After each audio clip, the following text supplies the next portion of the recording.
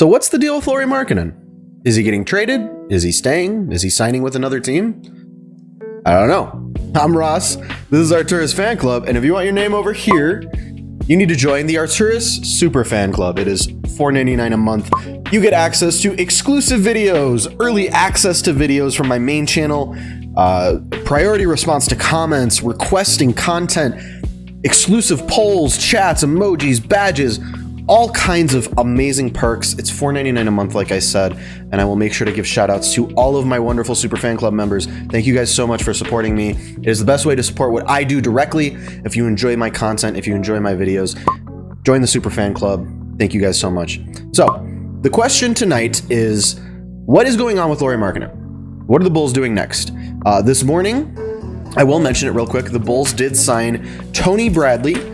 He is a center. He last played with the Oklahoma City Thunder. Before that, he was with the Philadelphia 76ers. Does Tony Bradley, the Philadelphia 76er, ring any bells to you guys? Maybe, kind of?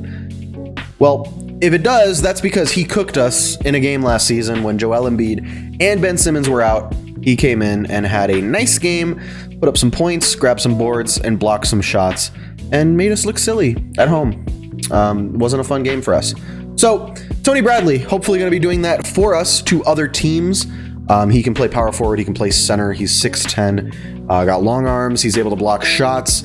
He could score a little bit, but mostly a defender is what we're bringing him into to play, is situational defense. We obviously need a rim protector. He's going to be on a veteran minimum deal. A very cheap option for us to bring in, and a talented player at that. I actually really like this move. I'm a big fan of this. I think Tony Bradley will be a big part of our rotation. Situational defense will be super key, and obviously there's going to be a lack of pressure on him. He's going to play his role. He's not going to be asked to do much else. So excited to have him in here. We needed some depth in the front court, and that brings us to the discussion about Lauri Markkanen, who technically is depth in the front court, but we all know Lauri Markkanen has struggled here in Chicago ever since his rookie season. He has not been able to find a rhythm, not been able to improve upon that rookie season. Has kind of been a disappointment, if I'm being totally honest. We expected more out of our 7th overall pick that we traded Jimmy Butler for him, Zach LaVine, Chris Dunn, and did not get the return on Chris Dunn and Lauri Markkanen that we were looking for. So Lauri Markkanen right now has been extended the qualifying offer. We've talked about that before on this channel. What that means is he is a restricted free agent. If he decides to sign the qualifying offer, it will be a 1-year deal, I believe at the current rate of his rookie deal, which will then make him an unrestricted free agent at the end of next season. Now, if he decides he wants to take a contract or an offer sheet from another team, the Bulls will be able to match that offer sheet if they so wish, or Lauri Markkanen will walk in free agency. Those are the options, but there is another one that I haven't really fully addressed yet, which is the sign and trade with Lauri Markkanen to another team. We've talked about it briefly. We've talked about it as an option for the Bulls to improve their roster by giving another team an asset in Lauri Markkanen, and hopefully taking an asset back in the form of picks or young players or depth, whatever it is. You want to try to get something out of a player like Lauri Markkanen, who could walk for nothing. We're at the point now in his career where there have been so many opportunities for him to show us improvement, and it feels like it's just not happening. It feels like he is not building the kind of chemistry with his teammates. He looks out of his element. He doesn't look like he is fully engaged in the game all the time. We see flashes of it every now and then. He plays aggressively, or he shows us something on offense where we're excited, hitting threes, making those flashy dunks, but not consistent enough to warrant a new contract, in my personal opinion. I think that Lauri needs a change of scenery.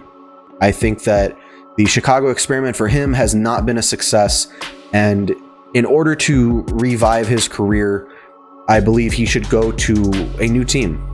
I mean, I know some people like the stretch 4 ability of him. That's kind of the thing with Lauri Markkanen. He's not a versatile player. And I'm not going to sit here and shit on Lauri Markkanen for a whole video. I'm just saying He is not the kind of player that can play multiple positions. He is truly a 4. He is not a 5. He is not a 3.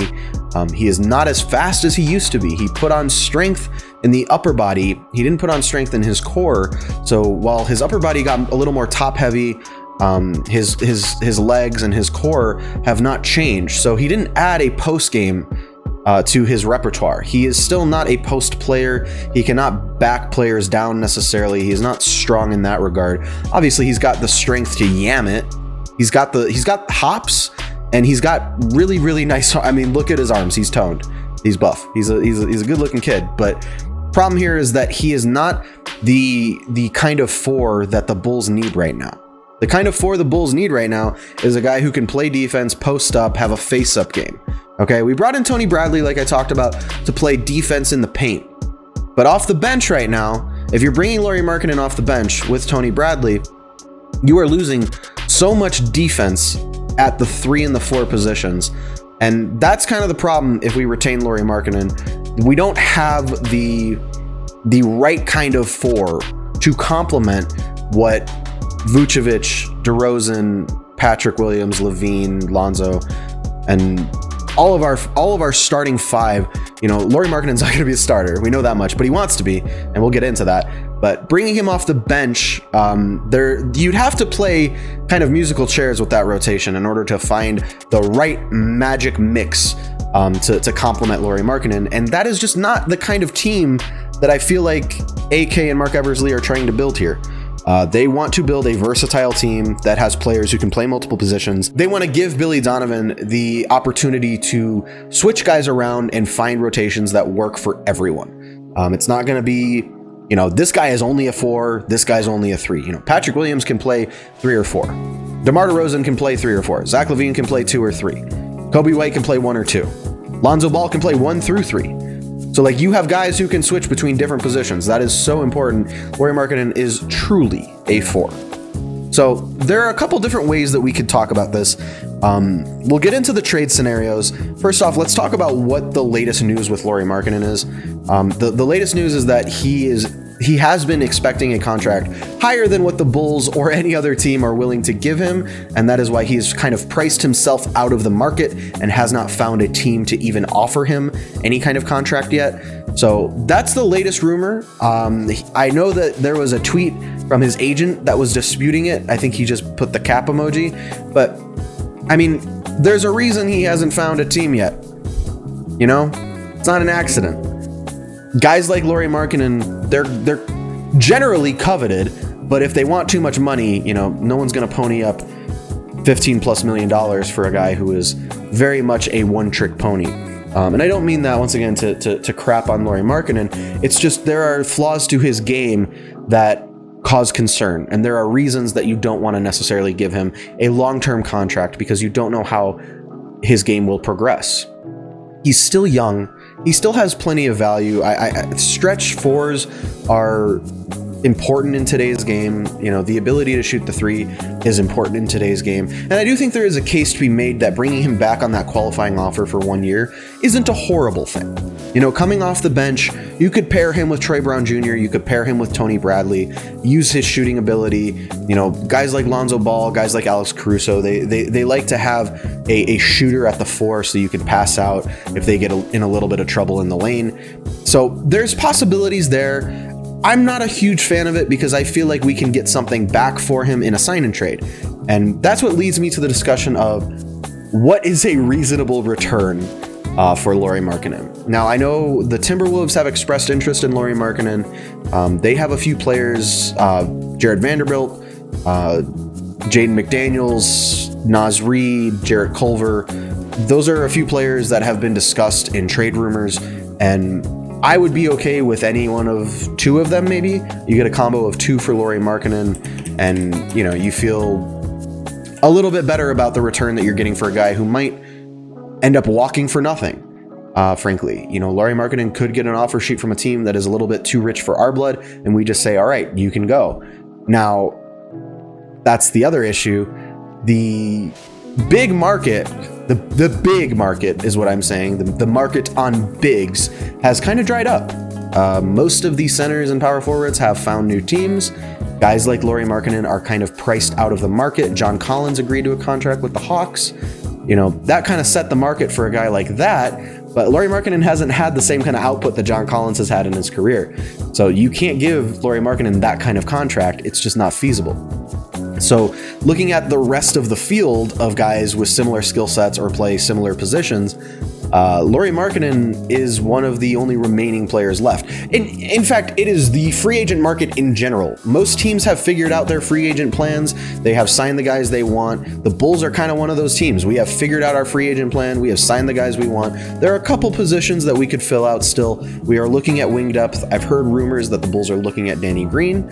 I've heard rumors that the Bulls are still pursuing a sign and trade with Lauri Markkanen. So those are still options, obviously. I am just not sure what the future holds for Lauri Markkanen in Chicago should he stay. And I know at the end of season press conference with Arturas Karnisovas and Mark Eversley, Arturas did express interest in retaining Lauri Markkanen. Now, there's something to be said there for the idea of like trying to up the value of a guy that you want to get something in return for.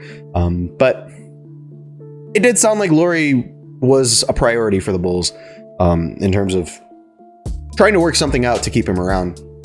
I really don't know how much stock to put in that. It's not something that I am personally a fan of. As I mentioned before, you know, I think that he needs a change of scenery. I think a new coach, a new environment would be good for him. The Timberwolves are probably not that environment, but you could get some nice little pieces there. I feel like a team like the Spurs or the Mavericks would be a great situation for him.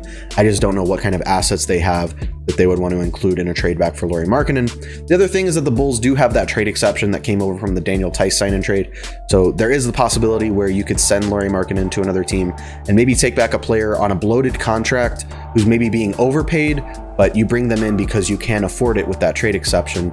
A guy like Tobias Harris comes to mind who's on a bloated contract, but you technically could take him back because you do have that trade exception and you're able to go over the cap. So there are situations where we could get something for Lauri Markkanen that maybe is greater in value or similar in value and feel good about. Lauri Markkanen is not the kind of player that the Bulls necessarily need. So maybe there's a team that needs a player like him and doesn't need a player that we need, if that makes sense. So there are options, but the latest news, as I just said, is Lauri Markkanen wants more money than teams are willing to give him, and as we've seen, is waiting for the phone call. The other rumor today was that the Bulls were supposed to be involved in a huge sign-and trade that sent Spencer Dinwiddie to the Wizards. It ended up being a 5-team trade, but there was a report that was like it could go up to 8 teams and the Chicago Bulls are involved. That didn't come to fruition, obviously. The Bulls weren't involved in that trade, but it is what it is. A lot of the rumors were that Lauri Markkanen could end up in Oklahoma City, or that he could end up, once again, in San Antonio or Minnesota. So there were a lot of rumors swirling today. I do think that AK is looking for opportunities to move Lauri Markkanen if the price is right, if the fit is right. There's a way to get something out of him even after he leaves the team. So I think that's the idea right now, is to see what's out there, see if we could get something back for him. And if not, bring him back on the qualifying offer, I guess, give him one more year and see what he's got. You know, you can still end up signing guys for the veteran minimum. There are other ways. You still have the trade exception. There are ways to get other players onto the team if it doesn't come to fruition with a sign and trade. But for now, I will keep you guys posted if anything changes. You know, I am personally a fan of pursuing a trade of Lauri Markkanen. I don't really feel the need to bring him back. So if something changes, I will let you guys know. As always, I'm your source for the latest Bulls news, rumors, all that fun stuff. We've been doing live streams every day. The live streams have been popping off. You guys are fantastic, showing out, chatting, sending super chats, sending donations, using bits on Twitch. I love it. Thank you guys so much for supporting me. I really, really appreciate it. I know I say this a lot lately, but I'm pushing it pretty hard because I really do want to do this for my career one day. I'd love to make making content for you guys a full-time job, and I can't do that without your support. So if you want to buy a shirt, it's arturasfanclub.com/shop. If you want to join the Super Fan Club, get access to exclusive videos, early access to the videos that I make, early access to this video. The guys in the Super Fan Club, they got this one early. Shout out to the Super Fan Club. And if you want me to put your name at the beginning of the video, you should join the Super Fan Club for $4.99 a month. If you're interested in joining it, there's a link in the description, as well as a link to the videos that are a part of the Super Fan Club if you want to get an idea of what kind of content you'd be getting access to. So thank you guys again for watching, and we will talk very soon.